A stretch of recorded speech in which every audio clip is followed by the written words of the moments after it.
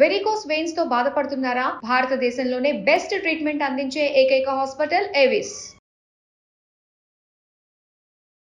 నమస్తే రమగారు. నమస్తే జయ. రమగారు, కొంచెం పెద్ద కథ చెప్పుకుందామా?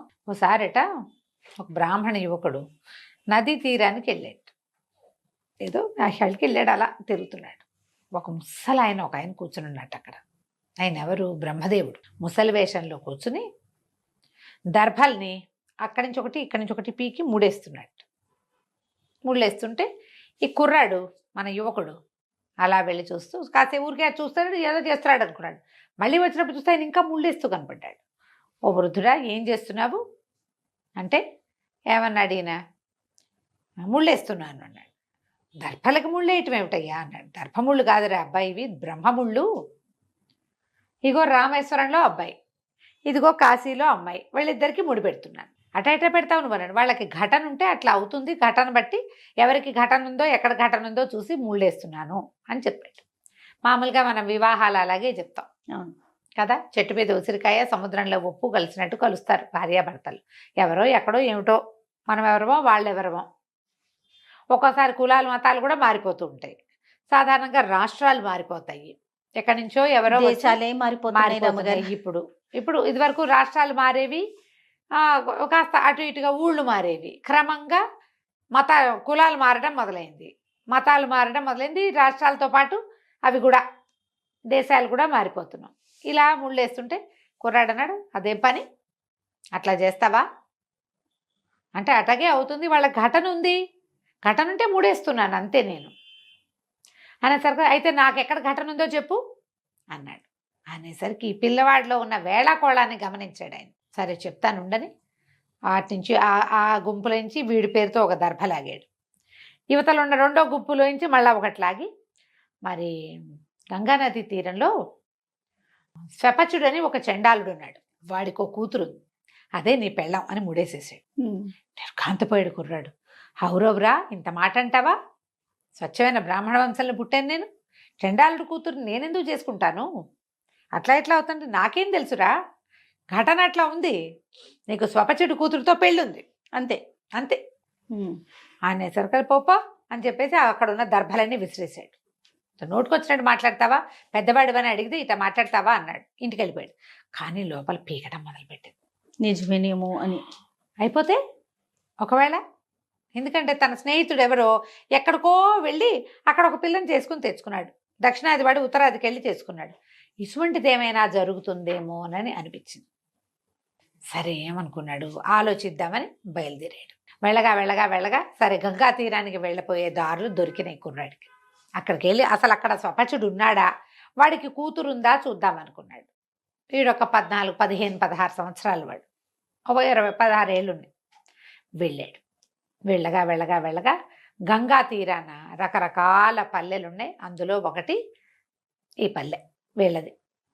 అక్కడ స్వపచుడని ఎవరైనా ఉన్నారా అని అడిగితే స్వపచుడని ఒకడు ఉన్నాడు, వాడికి ఏడాది నిండుతున్న పిల్ల ఒకటి ఉంది, అదే వీడి పెళ్ళాం. ఇప్పుడు ఆ రోజుల్లో 20 ఏళ్ల వారితోటి కూడా పెళ్లిళ్ళు చేసేవాళ్ళు కదా, పెద్దవాళ్ళే చేసుకునేవాళ్ళు చిన్నపిల్లల్ని.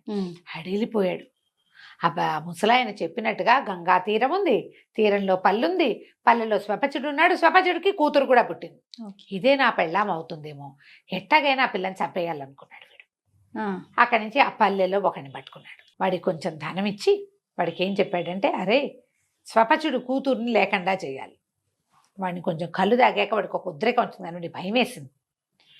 నా డబ్బులు తీసుకుని నా సొంత పల్లెలో నా సాటి వాడి కూతురుని చంపటమా, చంటి బిడ్డ, ఏడాది పిల్ల, దాన్ని ఎట్టా చంపాను?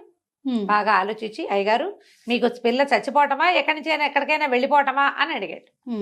ఏదో వదిలేస్తే వెళ్ళిపోతుంది. అయితే ఓ పని చేద్దామండి, కుంతీదేవి కర్ణుడిని మేదరబొట్లో పెట్టి వదిలిపెట్టింది, మనం కూడా మేదరబొట్లో పెట్టి వదిలిపెట్టేద్దాం. ఈ పిల్ల ఎక్కడికో కొట్టుకుపోతుంది, మునిగిపోయింది అనుకో మన చేత్తో చంపినట్టు అవ్వదు మనకి అంటే సరేనన్నాడు. అయితే వీడన్నాడు, మరి మీరు ఇచ్చిన డబ్బుల నుంచి మేదరబొట్లు అవి నేను కొనలేనండి, మీరు బజార్ వెళ్ళి ఒక మేదరబుట్ట కొనుక్కురండి అన్నాడు. ఇతను ఏం చేశాడు, ఒక మేదర గంప, దాని మీద పంచవర్ణాలు వేసిన గంప ఒకటి కొనుక్కొచ్చాడు.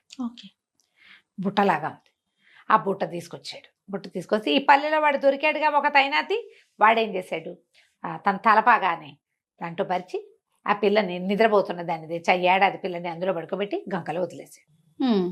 పిల్ల కాస్త కొట్టుపోయి ఈవిడు మనవాడు యువకుడు సంతోషించాడు. ఊపిరి పీల్చుకున్నాడు. విశ్వపతి అని పేరు పెడదాం వీడికి. ఓకే. ఊపిరి పీల్చుకున్నాడు. ఇక ఆ పిల్ల నా పెళ్ళం కాదు.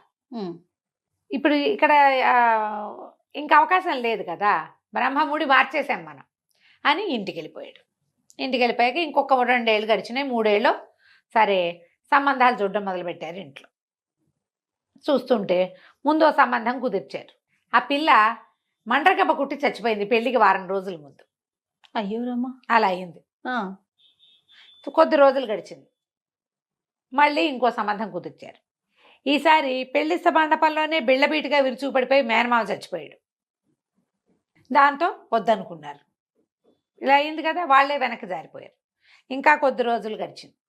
పెళ్లి పీటల మీద దాకా వచ్చాక పెళ్లి కూతురే విరుచుకుపడిపోయింది. చూస్తే దానికి మూర్ఛ రోగం ఉంది. దాన్ని ఎట్లా చేసుకుంటారు? వదిలేశారు. 3-4 సంబంధాలు కుదిరితే పిల్ల చచ్చిపోవటమో, తల్లి చచ్చిపోవటమో, పిల్ల కాలు విరిగిపోవటమో, పిల్లకి జబ్బు చేయటమో అయినా ఇట్లా. దాంతో ఈయనకి మంచి సుడిగాడు వీడితో సంబంధం కుదిరిస్తే ఇట్లా అయిపోతాయి పెళ్ళిళ్ళని ప్రచారం పేరు. ఊరికే అయిపోతుంది. ఇదిగో పులంటే అదిగో తోక. అవును. ఈ అక్కడి నుంచి ఇంకా పెళ్లి సంబంధాలు కుదరలా. ఇంట్లో వాళ్ళు చాలా చింతపడేవారు. ఓబలేసు కాళ్ళు కదపకు చాలా చింతిచ్చి బాధపడుతుంటే మీకు విసుగు పెట్టింది. నేను ఇక నుంచి లేచక్కపోతాను, నేను ఈ ఊళ్ళో ఉండను, ఏ కాశీయో వెళ్ళి విద్యాభ్యాసం చేసుకుంటా, ఎక్కడైనా సంబంధం దొరికితే చేసుకుంటాను లేవమ్మా, మనవాళ్ళ పిల్ల నేను అని వాళ్ళ అమ్మకి నచ్చ చెప్పాడు. కాశీకే వెళ్తానన్నాడు. వెళ్ళిపోతానన్నాడు. చదువుకు అప్పట్లో కాశీకి వెళ్ళి చదువుకునేవాళ్ళు. విద్యాభ్యాసాలు ఇంకా పైకి స్టడీస్, అక్కడ ఆహారం శుభ్రంగా పని నడుస్తుంది. అదేలేండి. వీళ్ళకి సంపాదనకి లోటు ఉండదు. కాశీ అన్నాడు కానీ ఈయన కాశీకి వెళ్ళలేదు. కాస్త అటు ఇటుగా ఇంకా పై ఊళ్ళకి హరిద్వారం వైపుకి వెళ్ళిపోయాడు. వెళ్ళాడు.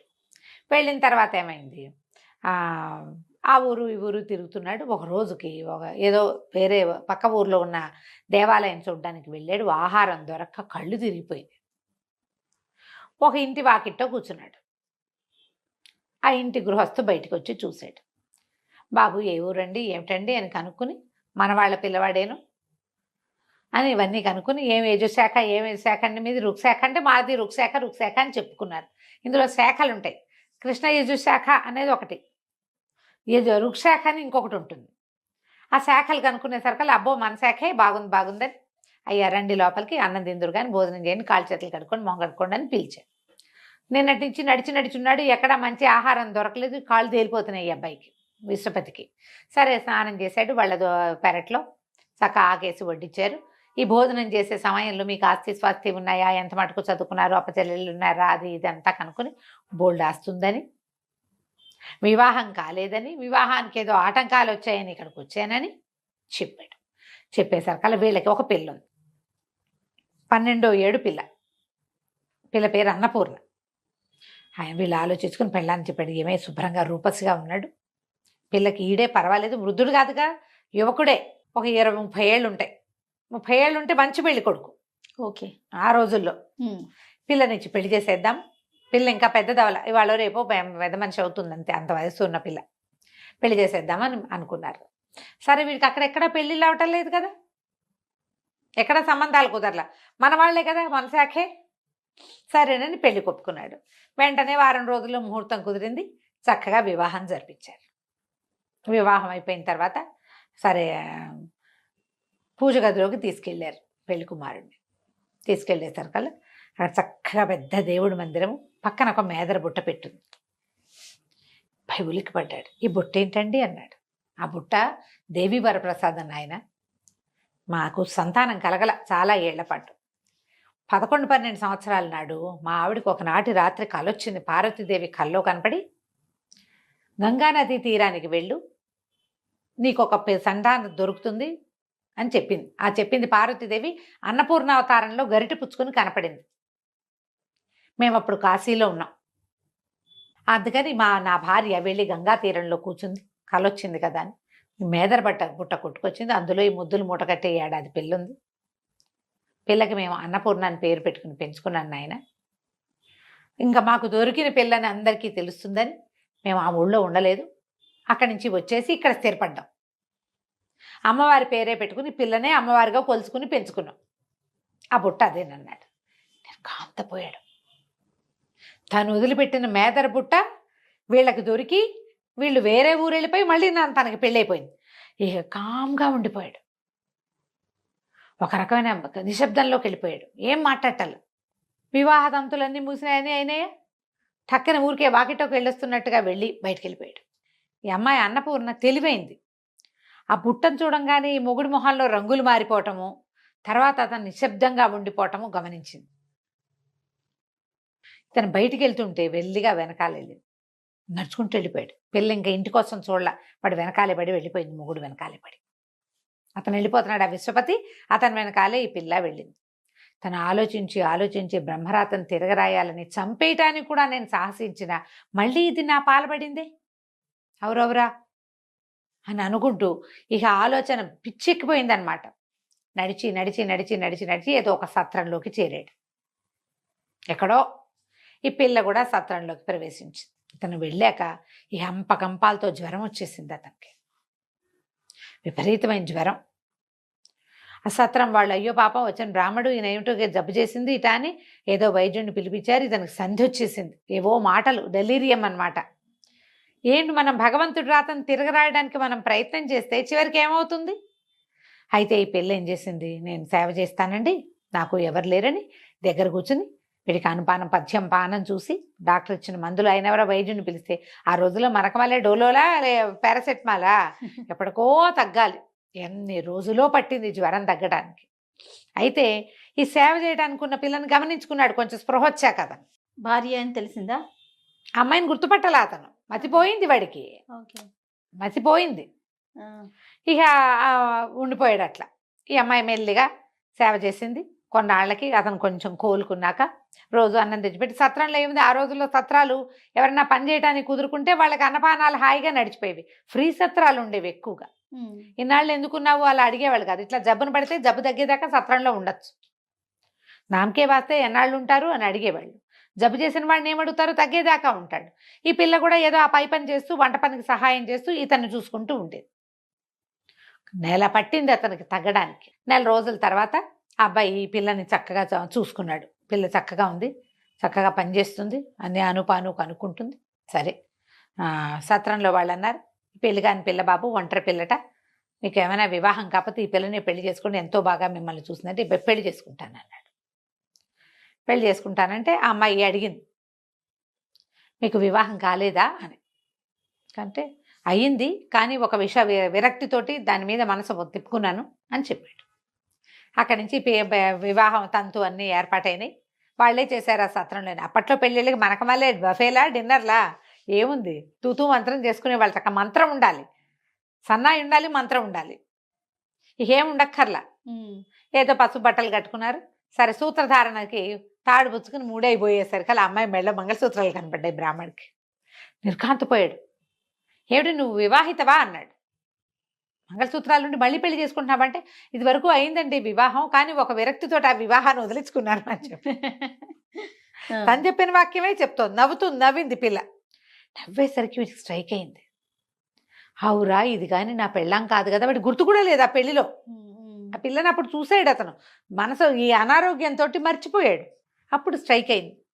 చేయిపుచ్చుకుంది. నా మెళ్ళో కట్టచ్చు, ఇదివరకైన వివాహాన్ని విరక్తితోటి వదిలించుకున్నాను అని చెప్పేసరికి అప్పటికి అర్థమయ్యి భగవంతుడి వైచిత్రి ఇట్లా ఉంటుంది కదా. రెండోసారి కూడా మళ్ళీ అతనే వచ్చింది. తాడు మూడేసేసాడు. అక్కడి నుంచి మళ్ళీ వెళ్ళి అత్తగారి మామగారికి కనపడ్డాడు. తర్వాత భార్యతో జీవితాంతం సంతోషంగా ఉన్నాడు. బ్రహ్మముడి అలా ఉంటుంది అంతే, ఎవ్వరు తప్పించలేరు. రైట్ రాము గారు, నమస్తే. నమస్తే.